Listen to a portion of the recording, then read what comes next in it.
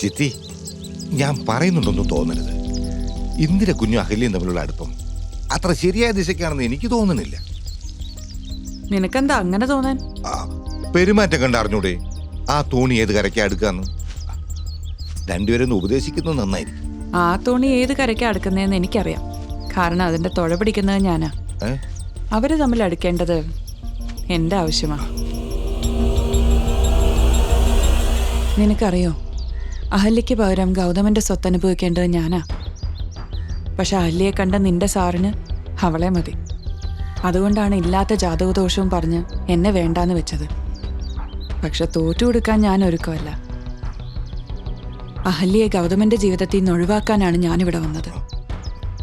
അതിനു പറ്റിയ ആയുധമാണ് ഇന്ദ്രൻ. അവര് തമ്മിൽ അടുത്താൽ കാര്യങ്ങൾ എളുപ്പമായി.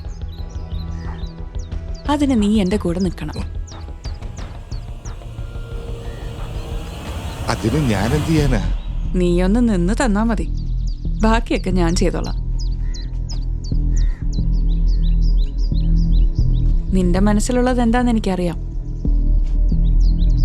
അഹല്യയെ ഒഴിവാക്കാൻ നീ എന്റെ കൂടെ നിന്നാ ഞാനത് നടത്തിത്തരാം.